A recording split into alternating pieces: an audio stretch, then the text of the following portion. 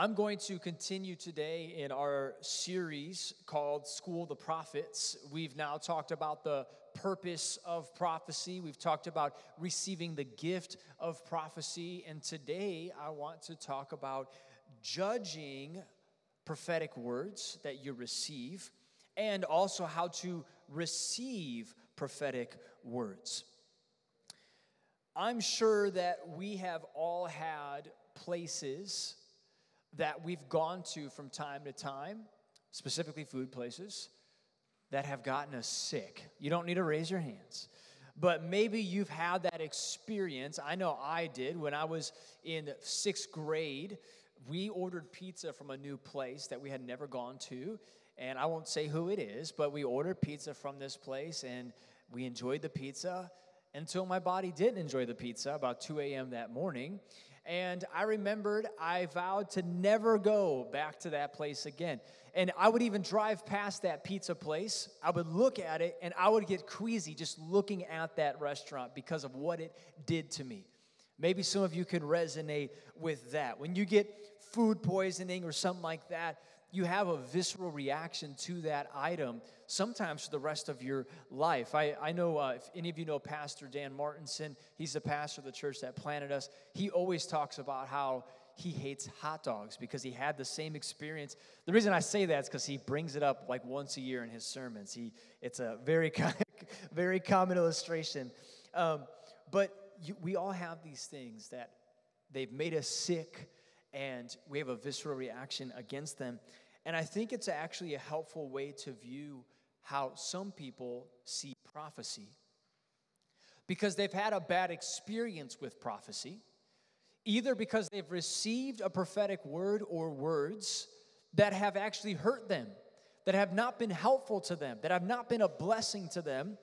And because they had a bad experience once, they have a negative reaction towards it every time in the future that it comes up. It's just like me seeing that pizza place. When they see prophecy or they hear prophecy, they're like, "Ooh, I don't want anything to do with that." Or maybe you've had a negative experience giving a prophetic word, and it didn't go over well. It didn't go the way you thought. Maybe it wasn't accurate or whatever. And so you have the same reaction thinking about giving a prophetic word to somebody where you say, "No, thank you. I don't want anything to do with it." You've written it off for the rest of your life. And this is the attitude that Paul actually addresses conveniently for us in 1 Thessalonians chapter 5, verses 19 through 22. So if you would turn there in your Bibles, we're just going to be camping out in these few verses today. Let me read them for you. He says, "Do not quench the spirit. Do not treat prophecies with contempt, but test them all. Hold on to what is good. Reject every kind of evil." For many, including the Thessalonians, the solution that they had to negative experiences with prophecy was shut the whole thing down. We're going to shut this party down. Somebody did it wrong. Somebody made a mess. Somebody caused pain. Somebody did it wrong, so shut the whole thing down. Let's not even do it anymore. And their attitude towards prophecy became what Paul describes as contempt. Contempt's a pretty harsh word. When you're not in order in the courtroom, the judge can convict you of what's called contempt in the court, which means you're not respecting the order of the judge. You're not respecting the wishes of the judge who presides over that courtroom. So to have contempt towards prophecy is to actually have contempt towards the way that God wants the church to operate. You're not going just against the wishes of the people in the room. You're actually going against the desires of God himself, who birthed the church conveniently on Pentecost Sunday. Prophecy is not man's idea, it's God's idea. The Holy Spirit saw fit to give the gift of prophecy to those in the church.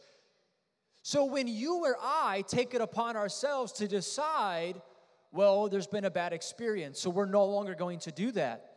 Paul says right here, do not quench who? The Spirit. Do not quench the Spirit, because the Spirit is the one who gives the gifts of the Spirit. And anytime you and I say no to the gifts of the Spirit, we are quenching the Spirit of God. We are standing between God and His church. And I know you may think, well, God can do all things. He can do whatever He wants. And that's true. But He's also given autonomy to the church. He's given us free will. And we are able to shut down a move of God. Did you know that? We have influence on what happens in the church, for better or for worse. So Paul tells them precisely what to do. He says, use your brain. Use the brain that the Lord gave you. Test every prophecy. Test them all. Hold on to what is good and reject what is evil. That word evil is a little bit different in the context that Paul is using it, that we use it. We take it more of like a horror route. Not that evil's not associated with that, but we see it more in the eyes of horror. But evil to them was anything that was not in alignment with God. That's what was evil. So for him to say reject what is evil, he's saying reject whatever is not in alignment with the will of God. So today we're going to learn how to receive prophetic words through discernment, and we're just going to follow Paul's simple instruction right there. The first thing is this. He says, test every prophetic word. Can you guys say the word every with me? Every. Test every prophetic word. Let me just give you a little something here that dawned on me as I was studying for this. When we look at prophecy, I would say 99% of our focus goes on the person giving the prophetic word and their qualification to give the prophetic word. But what if I told you that the person giving the prophetic word, although they should, it's important for them to do it properly, there's also an equal amount of responsibility on the person receiving the prophetic word. It's not just all about their qualifications, it's also about your responsibility to receive the prophetic word. In other words, you're not passive in this whole thing. You're not just a passive bystander when the prophetic gift is being used in your direction. The passive ones are the first ones to get hurt. They're the first ones to get offended because they don't realize their responsibility in the gifts of prophecy. You have work to do too. So here's how to test a prophetic word. This is, I adapted this from Greg Moore's teaching. Greg Moore is the director of Charis Bible College. It's Andrew Wommack's Bible College in Colorado. And as I was studying this, I really enjoyed just the way that he broke down testing a prophetic word. So I took his direction and I actually readapted it into something that we can all remember. And it's the acronym TASTE. TASTE. So the first letter, T, when you're discerning a prophetic word, it has to be true to Scripture. True to Scripture. And this is probably the easiest one. You don't need to know the entire Bible from front to back to discern if something aligns with Scripture or not. But something we do know about prophetic ministry is that it comes from the Spirit of God, the same Spirit that inspired the Word of God. Which means if it's the same Spirit that's speaking now that spoke when the Word was written, that Spirit will not contradict what is written in Scripture. So that means any word that you receive, you need to look at the principle and the essence behind the word. Does it line up with the Word of God? When I say it has to be true to Scripture, that does not mean if someone gives you a prophetic word that you need to flip through every single page of the Bible and try to find that word written in the Bible, because it's likely you're not going to find it written word for word in the Scripture. But you need to look at the essence of the word. If someone says, hey, God gave me a word for you, He said that you can sin as much as you want. I think it's pretty simple to be like, no, that's not from God. That does not line up with the Word of God. No prophetic word will ever contradict the Bible. Now, I know for some of you, you may still think, well, I've received prophetic words before, and I understand what you're saying, but I still have a hard time sometimes figuring out if it really does line up with the Word of God. It's not as simple as you're making it sound. Well, that's why we have layers to this. So first is true to Scripture. The second is agreement with your spirit. Agreement with your spirit. Does it bear witness to your spirit? Let me break this down a little bit. Agreement with your spirit means that you're going to look for alignment, confirmation, or clarity, not pressure or confusion. I'm going to say those again. Alignment, confirmation, or clarity, not pressure or confusion. Keep in mind that when Satan tempted Jesus and wanted Jesus to sin, what he did was he actually rushed the process. He rushed it because he told Jesus, if you just do this, then you can have all that you see. The funny part is, Satan, for once, was not lying. Jesus could have all that he saw, but what Satan did was he said, let me rush the process of how you're going to get all that you see. I need you to worship me. Because Satan knew that all that Jesus saw was going to be given to him, but he decided to make it his own way.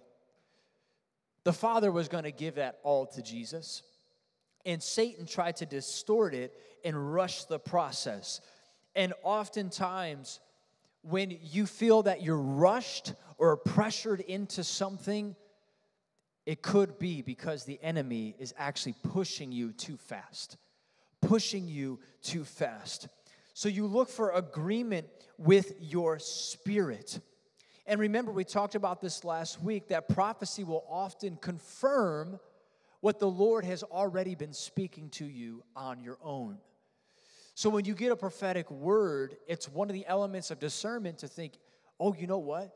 Actually, God has been speaking that to me in the private place. Or, man, God's been speaking that to me through His Word. And so now you to speak that over me is an element of confirmation, and it actually bears witness with my spirit. Does this make sense to everybody? So that's A. Here's S. Submitted to spiritual counsel. Submitted to spiritual counsel. I can tell you, if by this step you've not discerned yet, usually by the letter S, this will give you discernment pretty quickly. Submitted to spiritual counsel. Have you brought it before trusted leaders and mentors? Trusted leaders, and that's the key. It doesn't mean just any old Joe Schmo that you find on the street. It's trusted leaders. Sorry if there's anybody named Joe here. It's trusted leaders and mentors that you know are full of the Spirit of God, that you know are walking in faithfulness, that you know are sensitive to the Spirit. Bringing a word before them, it's amazing how quickly when you bring it before another person of God, you could say, hey, can I share this with you? How quickly other people are able to discern it in the body of Christ. Because they are outside of the emotional attachment that you may have to a word. They're outside of that. They're detached from it, and they're able to clearly see the word for what it is. And oftentimes they can tell you, yeah, that does align with the Word of God. That makes sense. That lines up with who you are as a person and what I believe God is doing in your life. And furthermore, what those people may help you do is begin to discern the meaning, the timing, and the application of the Word.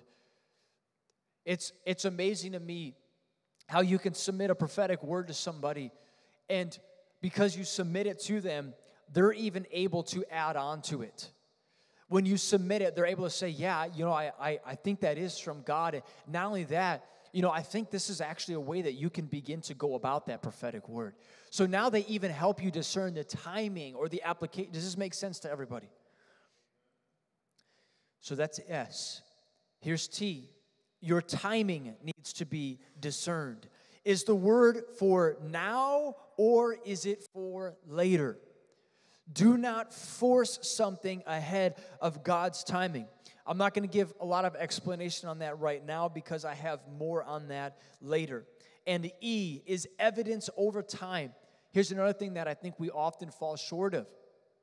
There's discernment in the moment, but there's also continued discernment of the word over time. And this is what you look for.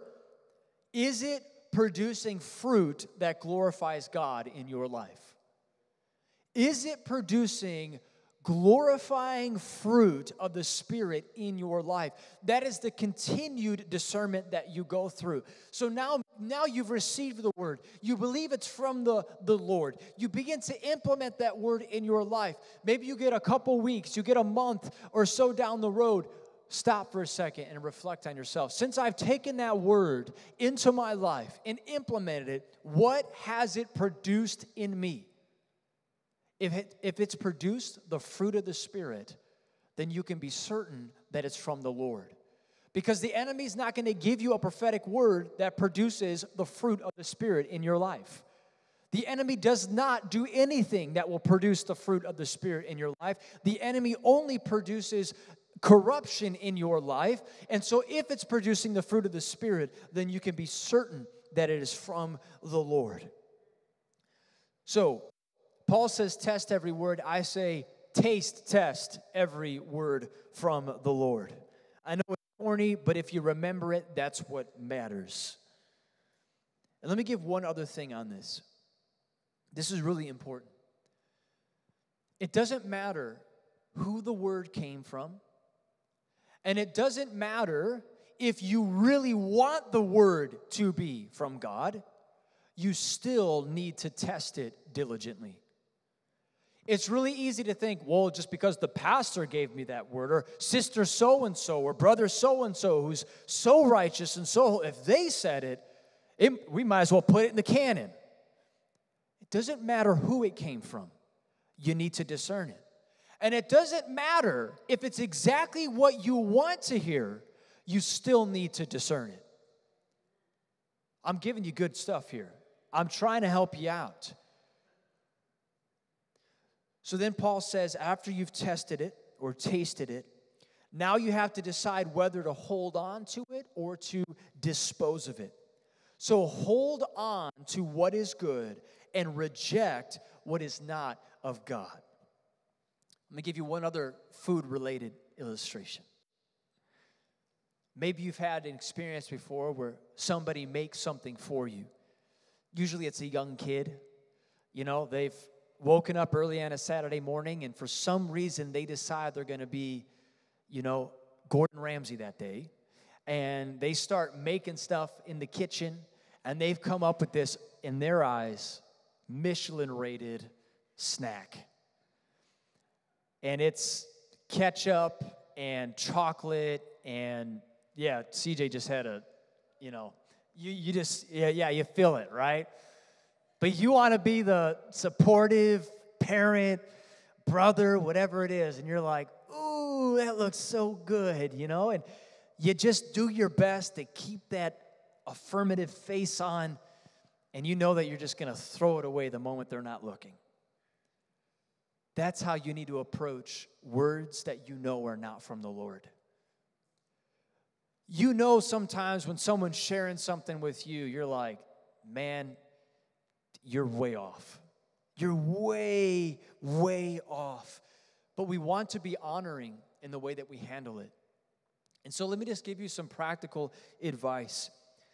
When a word is not accurate, when you know that it's not from the Lord, this is what I would ask you to do, is just say, you know what? Hey, I want to say thank you for taking a risk and sharing that with me.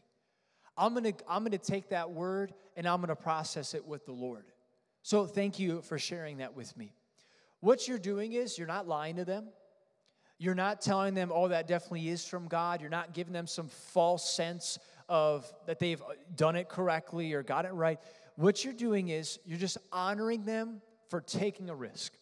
Hey, thank you so much for sharing that. And then when you get alone with the Lord, you can throw it away. You can dispose of it. You can say, I know that that's not from the Lord. Just as Paul said, you can reject what is not of the Lord. And let me give you just one note here in some more extreme cases. And in 2 weeks, I'm going to go into more depth on this in the final week of prophecy when I talk about the etiquette of prophecy. But I'm going to give a word on it right here. There are some extreme cases when you receive a word that's not off, but it's actually damaging to you. There's a difference there. There's a difference between somebody missing something, and there's a difference between someone that says something that's actually damaging to you. It actually hurts you on a deep level. And oftentimes it's done out of ignorance. They're not intending to do it. I find it hard to believe that someone would intend to do it, but sometimes they say things well-meaning that really hurts you. You know, a good example of this, and this is why we have a rule, no dates, mates, or babies. No dates, mates, or babies. And I'm going to break this down in 2 weeks more, but this is a reason why. There's many people, and the rates are increasing, that struggle with infertility.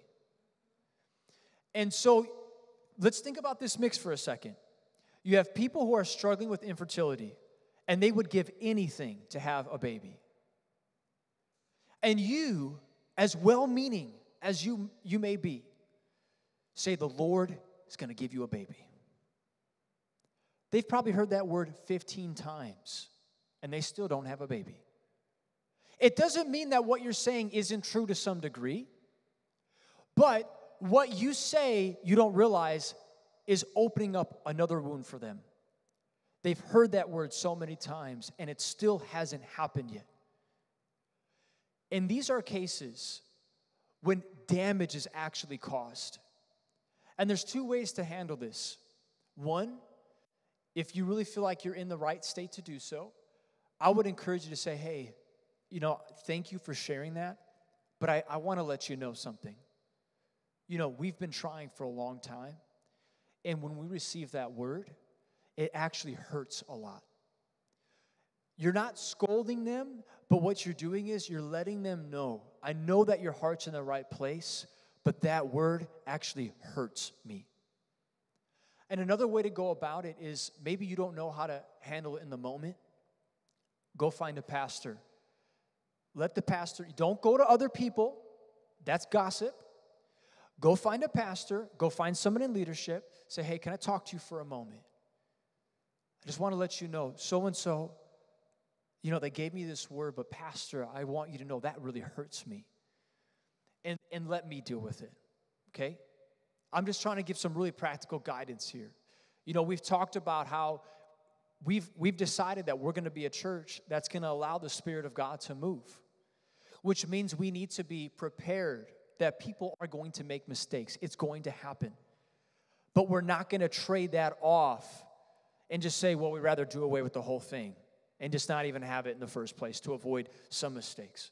So I'm just trying to give you some really practical guidance here on how we can handle these exchanges. Does that make sense? All right. We're going to end on a positive note. When I was in Bible school, we did a white elephant gift exchange among classmates. And you have to keep in mind, it was a bunch of young kids. So when we have the idea of a white elephant gift exchange, we're thinking of how we can bring something funny to the gift exchange. And it was fascinating because it seemed a lot of people had the same idea. If you're not familiar with the white elephant gift exchange, it's where everybody brings a gift, you wrap it up, no one knows what it is, you all put them in a pile, you draw a number, and then as your number is, you go and pick a random gift. and usually you're stuck with whatever you have unless you steal it from somebody else. But you don't know what you're going to get when you pick up that gift. Well, multiple people had the funny idea to go buy pet fish at the store and wrap those fish up. So people were unknowingly taking responsibility for the life of a fish when they were pulling those gifts out. And I think it's a great example of what happens when you receive a prophetic word from the Lord. It's like receiving a pet fish because it's not something that you can just go leave on a shelf somewhere or else it will die. When you receive it, it's something that's living that you need to care for. You need to tend to it. Most prophetic words have your involvement woven into the prophetic word. You have responsibility. You have something to do. It's exciting, but it is work at the same time. And there's two types of work that are associated with prophetic words. Is everybody still with me today? Are you getting something out of this?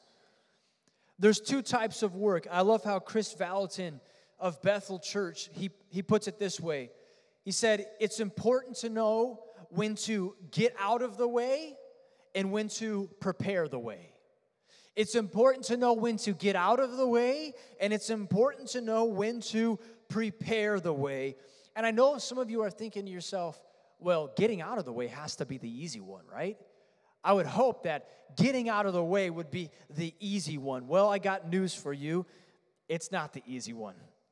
Many times, caring for prophetic words is a mixture of both. But listen to this. Every prophetic word should draw you closer in relationship to the Lord. Every prophetic word should draw you closer in relationship with the Lord, because prophetic words are bits and pieces of a larger puzzle. God doesn't give it to you all at once. He gives you bits and pieces. So what happens is you get a prophetic word, you take it before the Lord, and what it should do is it should lead to now further communication with the Lord. Okay, Lord, I know what you've spoken into my life. Now, Lord, would you give me discernment on the timing? Lord, would you show me how I can begin to prepare the way? Lord, would you show me how I need to get out of the way? What is my role in this? What happens is now it's opening up a new line of communication between you and the Lord, and it should draw you into a closer relationship with God. I always say this. God is the type of God that would give you an instrument so he could spend time with you to teach you how to play the instrument. He doesn't just give you something and say, go run off and do it on your own. He wants it to be a co-laboring with you. He speaks a word into your life so that you come to him and say, okay, God, how do we do this? Does this make sense? All right, let me give you a couple examples. If you're a little bit confused, what does it mean to get out of the way? What does it mean to prepare the way? I'm going to give you some examples. This is what happens when we don't get out of the way. I've been waiting to share this story for months now because it just dawned on me about a year ago when I was in college. I think it was my senior year of college, around 2014, was when I knew the Lord called me to ministry. I remember the moment I was praying, looking out a window, and it was, boom, I knew the Lord. There was just a sense in me. I was called to ministry. And I called up my spiritual father at the time, Todd, and I said, Todd, I'm called to ministry. And he was elated to hear that. And I thought to myself in my immaturity, well, that means I got to go in ministry right now. You know, God's called me. Let's go. I'm going to pastor a church, quit my job. Let's get this thing going. So I actually got word that there was a church in Glen Ellen that was meeting at College of DuPage that was looking for a young adults pastor. And I thought, well, surely the Lord has given this opportunity to me. I mean, I'm called to ministry. I have no Bible training. I have zero ministry experience. But the Lord's called me, so the door must be open. So I applied for the job. the pastor reached out to me, said, why don't you come through on a Sunday, see what we're all about? I went there on a Sunday. We did a brief interview, and rightfully so, I never got a call back for that job because I was not qualified for that position. But what happens is, when you get the timing off, you get the word right and the timing off, and then you rush what God wants to do. But the incredible part of that story is, in God's humor, look where we're standing today. In a church in Glen Ellen. And if you're thinking to yourself, well, I'm not sure if that's God, Moses did the exact same thing. Because Moses knew he was called to protect the Israelites, and then Moses, he goes out, what does he do? He kills an Egyptian that's in a fight with the Israelites, and then he ends up running into the wilderness for 40 years because he got the timing off. He knew the Lord called him to protect the Israelites, but he didn't know how God wanted to do it. And it took 40 years for the Lord to tell him, this is how I want you to do it. I want you to march up to Pharaoh's doorstep and tell him, let my people go. I don't need you to go kill an Egyptian out in the field. So when we don't get out of the way for prophetic words, we disrupt the timing of the word, we operate in our own strength instead of God's strength, and we get discouraged when it doesn't work out. So this is what happens when we don't get out of the way. But here's what happens when we don't prepare the way. If you don't prepare the way, then you're not ready when the fulfillment does come. Let me give you an example for this. There was two types of people when the Lord Jesus showed up on the scene. There was the Pharisees and the Sadducees, and there was John the Baptist and Joseph and the mother of Jesus. Two different groups. The Pharisees and the Sadducees had everything they needed at their disposal to know who the Messiah was going to be. They were literate in the scriptures. They knew the scriptures like the back of their hands. They could quote it. They talked about it all the time. Yet Jesus said, you, of all people, should have known who I am. But because you did not prepare the way for me, you missed it when I showed up, even though you had everything at your disposal. And then we see, in contrast, a man named John the Baptist. What did John do? John went out in the wilderness, and he prayed, and he prayed, and he prayed until the Lord came. But when the Lord came, because he prepared the way for the Lord, when Jesus came walking on the banks of the Jordan River, John said, behold the Lamb of God who takes away the sin of the world. So when the fulfillment came, John was ready because he prepared the way for the Lord. Amen? So this is how you can both prepare the way and get out of the way. One, this is super simple but important. Record the word and keep it in remembrance. Record the word. Here's a simple tip. Oftentimes when someone says, hey, I feel like the Lord's given me a word for you, I will take out my phone and start recording the audio so I can remember every single word of it. If I'm not able to get audio, the moment it's over, I'll keep the person there, and I'll take out my notes, and I'll write down every detail I can remember. And I'll ask them questions. Hey, did you say this or that? Do you remember? And I'll get every detail I can, and I will write it down so that I will not forget it. You have to record it. Secondly, ask God what your role or responsibility is. This is part of the ongoing relationship. You've received a word you believe is from the Lord. Now you need to take it into the prayer closet and say, Lord, now show me what I do with this. Show me what the timing is. Show me what my role is. And remain in active communication and prayer with the Lord regarding the word. And here's the last thing. Begin to think about how you can prepare the way without getting in the way. Here's a good example. Say you believe God is calling you to be a missionary to Mexico. Here's what you don't want to do. Don't go buy a house in Mexico. Don't buy a one-way ticket to Mexico. Not yet. If it's from the Lord, there will come a time that you will need to do that.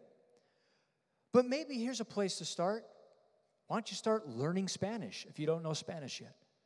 That's a way that you can begin to prepare the way for the Lord. Maybe you can begin to connect with other missionaries that are already serving in Mexico. Find some missionaries. Talk to me.